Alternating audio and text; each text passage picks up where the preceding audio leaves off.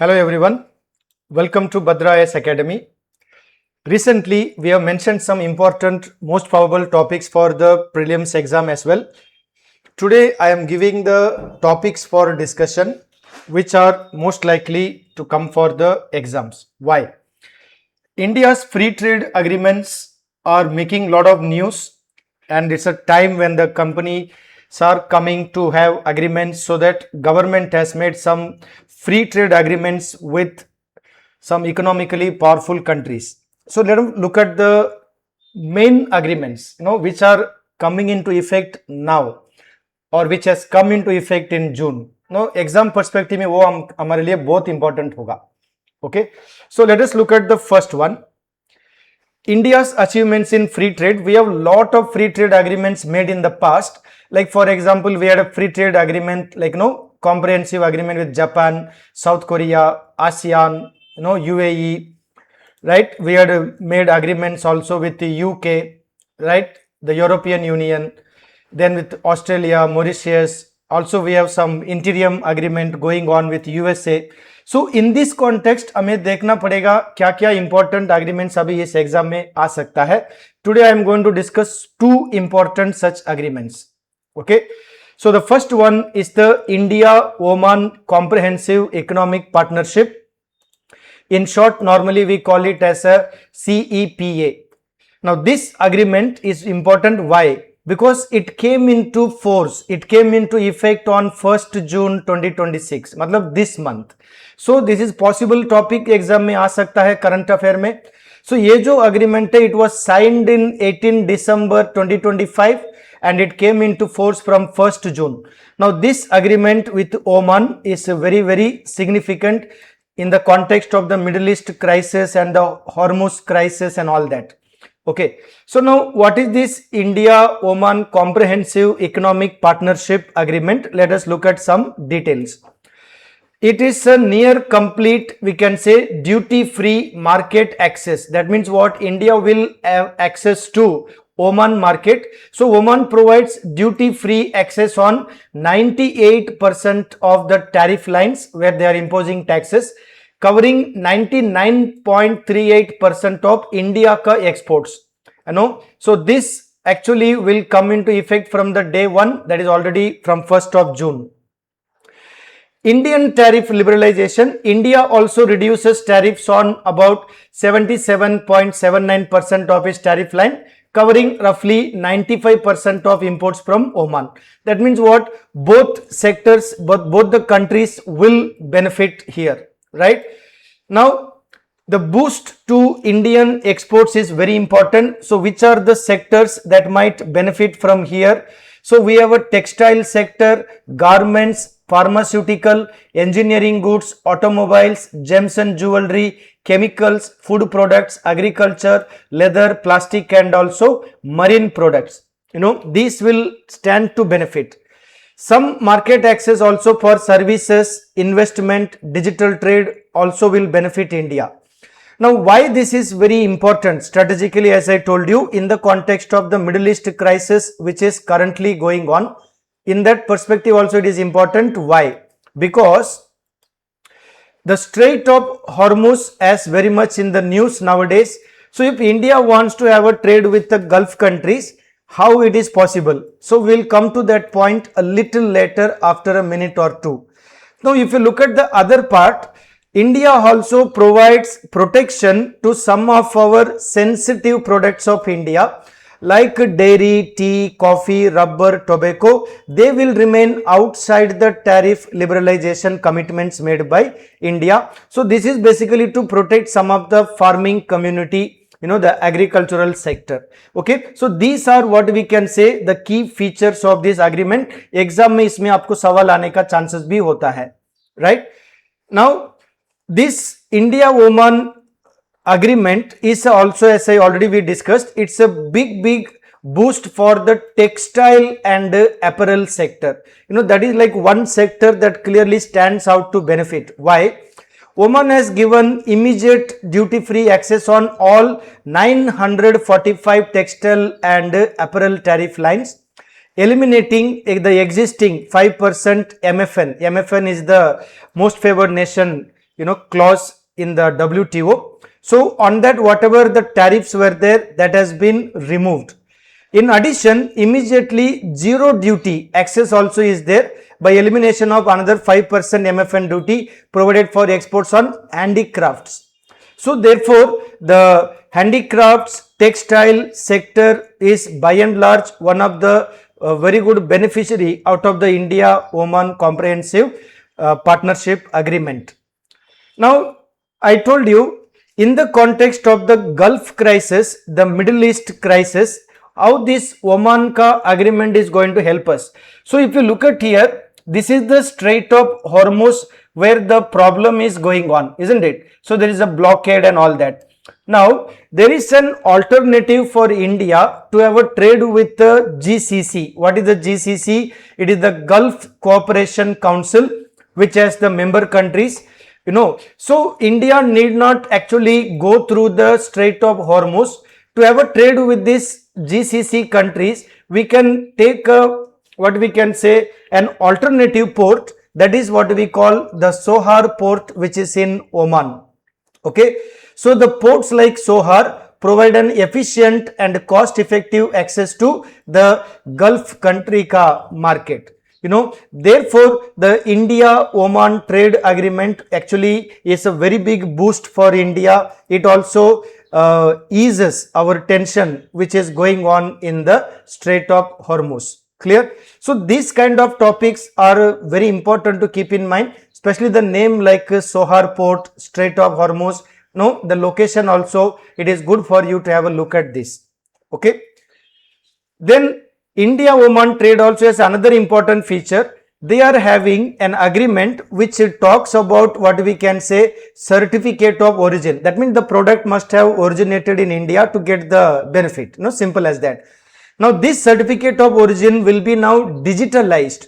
So, there will be online transmission of this certificate so that trading can be smoother, easier as well as faster. They need not, worry and wait about the physical verification, things like that. That is one advantage of this, what we can say, certificate of origin that is going to help India. Okay. So, these are what we can say different aspects about the India-Oman Comprehensive Economic Partnership Agreement which came into effect, which has come into effect from 1st of June. So, now based on this, if you see, from the civil services exam point of view, even for the mains point of view, it provides a lot of opportunity for India, expands our export opportunities for MSME, diversifies India's export markets in West Asia, it deepens trade, investment, strategic cooperation, so there are a lot of advantages. Now, from the prelims point of view, I have given here MCQ, right? So, let us look at the MCQ. Oman has provided duty-free access to more than 98% of tariff lines covering 99% of India ka exports. So, what do you feel about it? India has eliminated tariffs on all imports from Oman. Is this statement correct? No, that is the basic question. The statement number 2, is it correct? The agreement contains provisions related to trade in services, investment, digital trade, movement of professional. Sensitive products like dairy, tea, coffee, rubber are protected. So, which of the statements are correct? So, the correct answer is C. That means what? 1, 3 and 4, because statement number 2 is not correct. So, if you look at here, statement 2 is incorrect. Why? India has not eliminated tariffs on all imports from Oman. India has liberalized tariffs about 77% tariff lines. So, the second statement, all the imports, is not correct. Therefore, the correct answer would be C, that is the statement number 1, 3 and 4. So, when you are preparing for prelims perspective, you need to be also familiar with certain statement based questions. Clear? The second important agreement, why I think it is important? Because it is going to be soon coming into effect from 15th July. Okay. Anyway, our exam will be on to 5th July, but this is going to come into effect from 15 July 2026. Therefore, I think this topic is equally important. Now, this agreement was concluded in May 2025. It was signed in July 2025 and it is coming into effect in July 2026 because the details have been finalized between India and UK. Okay, so now the India UK agreement actually, which will come into effect, it has two parts. First is the India UK Comprehensive Economic Trade Agreement, and along with that comes the Social Security Agreement. Both will come into effect from 15 July. Okay, so this information has been given by the PIB of India as well as the UK government, so therefore it is assumed to be the correct information. Now, as I told you, the agreement has got two parts. The first part is the Comprehensive Economic Agreement, where India will stand to export and have some benefits. This is also equally important, what we call the DCC. What is the DCC? It is the Double Contribution Convention. What does it mean? So let us look at that. This is equally important to understand. What is this DCC mean actually? So if you look at here, the India UK Double Contribution Convention, what does it deal with? Generally, when professionals who are going to UK for a temporary period of stay, what happens? They have to make contributions for their social security. Now with this agreement क्या होगा? ये जो contribution हमारे professional UK में करते हैं वो contribution करने की जरूरत नहीं होगा. That is the main idea about this agreement, right? So if you see, the agreement on social security is a bilateral pact between India and the UK, which eliminates the requirement of temporary cross-border workers to pay social security taxes in both countries. So if they are already paying in India, they need not pay it in UK. Okay, so the temporary professionals from India working in UK who already contributing to their home country ka social security scheme are exempt from contributing this to UK.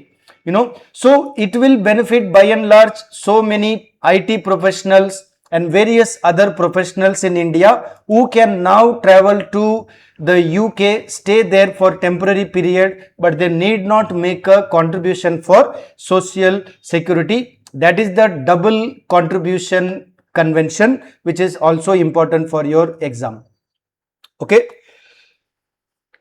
Now let us look at the important highlights of this. What are the main things that we need to understand about this India-UK agreement? First of all is the duty-free access for Indian exports. The UK will give duty-free access to 99% of India's exports. It covers almost the full value of India's exports to UK. It again benefits whom? Textile, leather, marine products, gems and jewelry, engineering, chemicals and auto components. Services trade like IT, financial services, professional services, education, healthcare, all this will also benefit, right? Digital trade will also benefit, basically startup, IT companies, financial tech, all that. Okay, now it strengthens India-UK relations after the UK has exit from the Brexit. Therefore, India now can have a direct trade with the UK because India also has what we can say, negotiated a separate free trade agreement with the European Union, India, EU, that we will discuss maybe in the next discussion.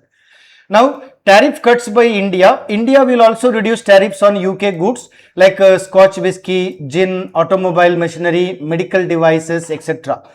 And there will be again mobility of professional, as we already discussed. This double contribution convention will help them to move. So it will also in a way create lot of jobs in the labor incentive sectors, mostly the textile, the leather, handicrafts and all that, which are labor intensive. They will stand to benefit from this agreement. Okay, so this agreement will come into effect from 15 July. Therefore, exam perspective mein this topic becomes important for us to study. Now here also I have given MCQ with 6 statements, right? Out of these 6 statements, it is like a summary of the entire discussion.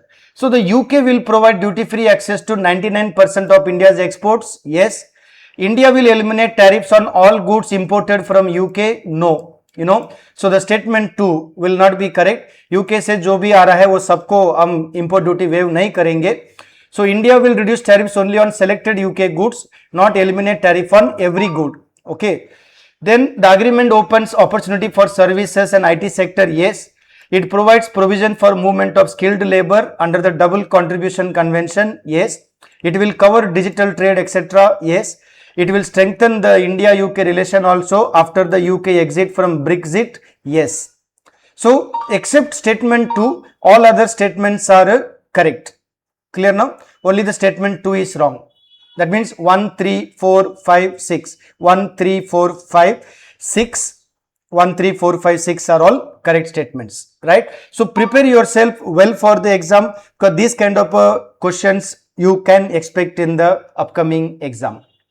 Okay, for any of you looking for further preparation, you will look to get any information, you can contact Bhadra IAS Academy at 8638391721. Okay, so keep watching our video. We'll come out with more topic discussion for your exam preparation. Thank you.